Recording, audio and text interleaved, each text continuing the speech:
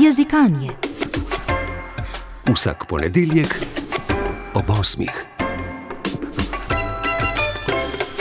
Dobro jutro, cenjeni jezikalke in jezikalci, in dobro jutro, Ajda, kako si? Dobro jutro, je kar v redu, glede na to, da me tale ponedeljkova zgodnja jutra vedno stanejo dober spanec. Zakaj dober spanec in ne dobrega spanca, pa nam bo v tokratnem jezikovnem zapiku pojasnil Tadej. Izvoli. Prejšnji teden se je končal kar s šokom.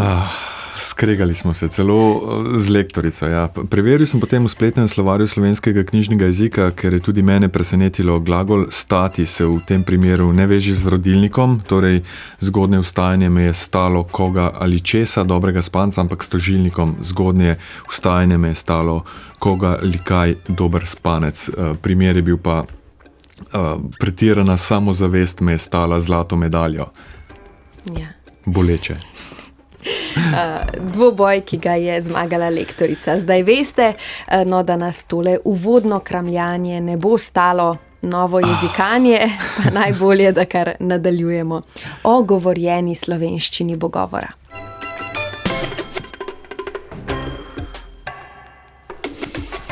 Tokrat spet gostiva nekoga z področja računalniškega jezikoslovja. Doktorica Kaja Dobrovoljc kot raziskovalka dela na Univerzi v Ljubljani in na Inštitutu Jožef Štefan. Pri svojem delu pa se ukvarjam predvsem s tem, kako računalnike čim bolje naučiti slovenščine, hkrati pa tudi s tem, kaj novega in zanimivega lahko v slovenščini izvemo s pomočjo računalnikov. Kaja Dobrovoljc je med letoma 2022 in 2025 delala na svojem podoktorskem projektu na drevesnici temelječ pristop k raziskavam govorjene slovenščine oziroma krajše SPOT. V okviru tega projekta so na Ljubljanski filozofski fakulteti razvijali slovnično označen korpus govorjene slovenščine. V praksi to pomeni, da so vzeli del besedil iz že obstoječega korpusa govorjene slovenščine GOS, izbrali so besedila, ki so nastala v različnih okoliščinah, denimo na televiziji, radiju, pa potem tudi v zasebnih pogovorih, pri tem pa poskrbeli, da so govorci teh besedil iz različnih narečnih okolij, različnih starosti, izobrazbe in spola. Nato pa so na novo oblikovan korpus slovnično označili. Povedano še drugače, vsaki besedi v korpusu so pripisali njene slovnične lastnosti, besedno vrsto, spol, sklon, število, pa tudi skladensko vlogo v stavku, podobno kot smo to s podčrtovanjem počeli v srednji šoli, če se spomnite. Ravna črta, osebek, vijugosta, zapovedek in tako naprej. Ja, v bistvu so počeli točno to, le da na strojno berljiv način. Ta metoda oziroma ta tip korpusov je že precej uveljavljen v raziskavah pisnega jezika, imamo tudi drevesnico pisne slovenščine že kar nekaj časa, več njih. Za govor pa so raziskovalci doslej vedno menili, da je ta oblika jezika preveč neurejena, da bi jo lahko analizirali z enakimi metodami in postopki, ampak mi smo ta izziv sprejeli, to uspešno naredili za ta majhen korpus govorjene slovenščine in s tem dobili en izredno bogat vir za nadaljne raziskave govorjenega jezika. Drevesnica je strokovni izraz, ki označuje take skladensko razčlenjene korpuse, to pa zato, ker pri razčlembi, ki jo naredijo na strojno berljiv način, vse analizirane besede med seboj povežejo, da dobijo graf, ki potem z malo domišljije, če ga obrnemo na glavo, izgleda kot drevo. Od tod ime skladenska drevesa oziroma drevesnice kot zbirke tako razčlenjenih stavkov.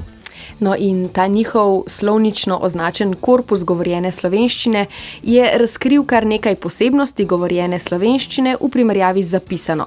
Ne le tistih očitnih, da v govoru uporabljamo besede, ki jih pri pisanju ne, torej neko pogovorno besedišče, ampak tudi, da uporabljamo ogromno besedišča povezanega z interaktivno naravo govorjenega jezika, torej veliko več kot v zapisani slovenščini je pozdravov, odzivov, vzklikov, mašil.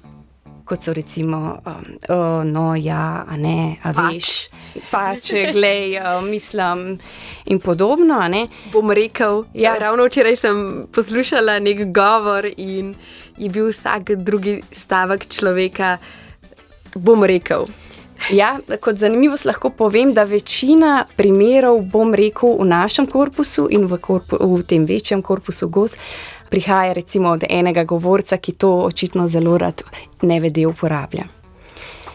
Recimo, to so besedice, s katerimi smo se morali spopasti, pa se zdijo mogoče na prvi pogled odvečno, ampak imajo zelo pomembno vlogo pri tem, da kako organiziramo besedilo, da malo uravnavamo odnos z naslovnikom, preverjamo razume, se odzivamo, mogoče malo umilimo to, kar želimo povedati, hkrati pa si z njimi tudi kupujemo čas, za razmislek, za načrtovanje, kot je tipična vloga tega našega pač. Izpostavili smo nekaj posebnosti na ravni besedišča, so se pa pri projektu posvetili predvsem strukturnim posebnostim govorjene slovenščine, recimo temu, da je govor poln prekinitev, samopopravljanja, bom rekel ponovitev in tega, da sredi povedi opustimo to, kar smo želeli povedati, ter začnemo znova. To so neke posebnosti, ki v govoru nastajajo zaradi tega pritiska tvorjenja v realnem času. Imamo pa tudi en kup, kako bi rekla, odmikov ali pa posebnosti pri drugih strukturah, kjer se stvari mogoče obnašajo drugače kot v pisni slovenščini. Recimo v govoru lahko opazimo drugačen besedni red, recimo če v pisni slovenščini pridevnik tipično postavljamo pred samostalnik, recimo jeklena ura, je v govoru povsem običajno, če ta pridevnik damo po samostalniku kot neko dodatno informacijo, recimo kupil sem tisto uro jekleno. Ja, to pa zato, ker je ta informacija manj pomembna, ker naslovnik že ve, o kateri uri govorimo, ali ker ne ve, pa mi zato izvemo pozneje in pozneje tudi dodamo še pojasnilo, da govorimo o jekleni uri. Hkrati pa v govoru še bolj kot sicer stremimo k ekonomičnosti, da povemo samo toliko, kot je treba, da nas razumejo, pravi Kaja Dobrovoljc. V govoru je zato ogromno nekih izpustov oziroma elips, ker so stvari pogosto razvidne že iz predhodnega konteksta ali pa iz nekega skupnega vedenja, ki ga ima ta naslovnik in govorec. Recimo, če si predstavljate izjavo, naši pa samo ob nedeljah.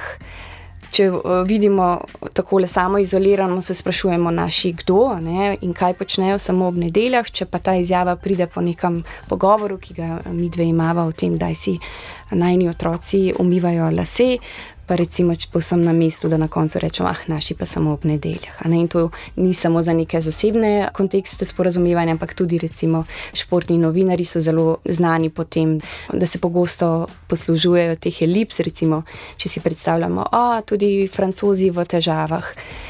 To povsem zadostuje, tudi če ni tistega glagola so, da gledalec ve, da se na igrišču dogaja nekaj zanimivega. Izpostavili ste recimo enega govorca, ki veliko uporablja, bom rekel, ali pa športne novinarje, ki so zelo znani po elipsah.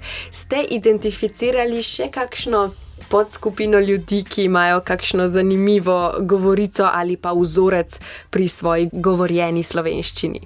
Naš osnovni cilj je bila neka bolj makro raziskava tendenc, ki se v slovenskem govoru nasploh kažejo na tem korpusu, ampak kot zanimivost lahko recimo izpostavim eno manjšo raziskavo, ki smo jo opravili na tem korpusu, v kateri smo preverjali, ali se ta samopopravljanje, se pravi ta mehanizem, ki ga govorci pogosto uporabljamo, da se prekinemo, ustavimo nekaj, kar smo nameravali povedati, nadomestimo z nečim drugim, se pravi, ali na rabo teh struktur vplivajo tudi različne sporazumovalne okoliščine.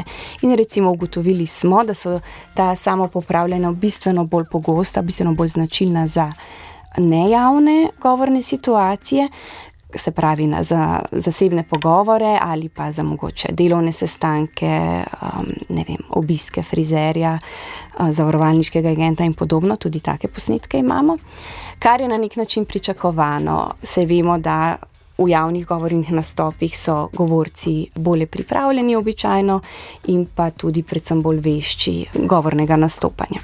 No, niso pa denimo pričakovali, da se bo razlika pokazala tudi glede na spol. Konkretno, da se moški presenetljivo samo popravljajo bolj pogosto kot ženske govorke, ne glede na to, ali gre za javni ali zasebni govor. Kar je precej zanimiva ugotovitev, o kateri ne bi želela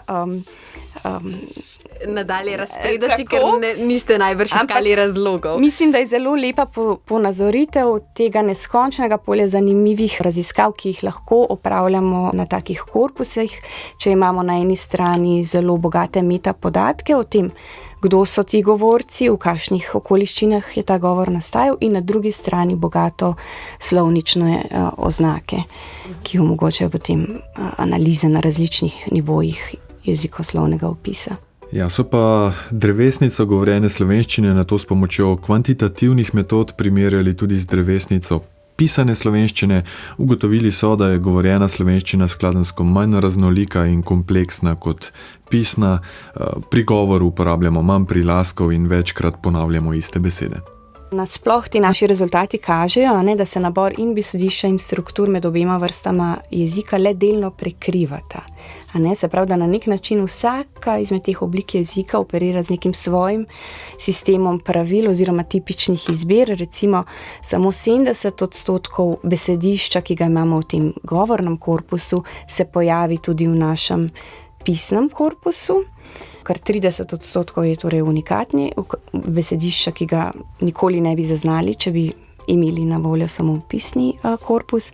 Za strukture, skladenjske strukture, pa je ta odstotek še toliko manjši. Se pravi, samo 10% skladenjskih struktur, ki smo jih izluščili iz govornega korpusa, se v resnici pojavi v pisnem korpusu. Torej, v resnici govorimo čisto drugačno slovenščino, kot jo pišemo in zapisujemo. Ja, to bi bil lahko eden izmed glavnih sklepov tega projekta, kar smo v resnici vedeli že prej, ampak zdaj imamo končno neke vire in metode, s katerimi lahko to raziskujemo res sistematično. In nova drevesnica govorjene slovenščine ni uporabna samo za neke jezikovne raziskave, ampak tudi za razvoj jezikovnih tehnologij. Ob koncu projekta so denimo razvili nove generacije računalniških orodij, ki samodejno slovnično razčlenjujejo besedila, zdaj tudi govorjena besedila. Tako razčlenjena besedila pa na to niso uporabna le pri teoretičnem jezikoslovju oziroma pri nastajanju slovnic in slovarjev, ampak so lahko v pomoč tudi pri zelo praktičnih raziskavah, pojasnjuje doktorica Kaja Dobrovoljc. Ja, lahko izpostavim 3 projekte, kjer se ti rezultati že aktivno uporabljajo. Recimo, eden izmed njih je projekt, ki se ukvarja z analizo skladenjske zapletenosti pravnih besedil, ki, kot prvi rezultati kažejo, so konsistentno bolj skladenjsko zapletena kot neka povprečna besedila, ki nastajajo v slovenščini, kar je recimo očiten znak, da moramo ta besedila poenostaviti. Drugi tak projekt je recimo projekt našega doktorskega študenta, ki opazuje jezikovne značilnosti besedil, ki danes vse pogosteje nastajajo s pomočjo umetne inteligence, ki recimo ugotavlja, da imajo bistveno drugačne skladenjske vzorce kot te, ki jih opazujemo v nekih besedilih, ki so jih ustvarili človeški pisci. Zadnji tak projekt, ki ga pa lahko tudi omenim, je pa uporaba teh virov in metod pri raziskavah jezikovnih posebnosti pri bolnikih s kognitivnimi okvarami, kot so recimo bolniki z Alzheimerjevo boleznijo. Z novimi metodami lahko njihov govor bolje analizirajo, ugotovitve pa bodo morda uporabne tudi za zgodnje odkrivanje bolezni. Računalniška jezikoslovka doktorica Kaja Dobrovoljc je bila gostja današnjega Jezikanja. Jezikoslov kot način zgodnjega odkrivanja bolezni. Ja, kdo bo gost naslednjega Jezikanja, pa izveste prihodnji ponedeljek, nekdo, ki se šele uči slovenščine.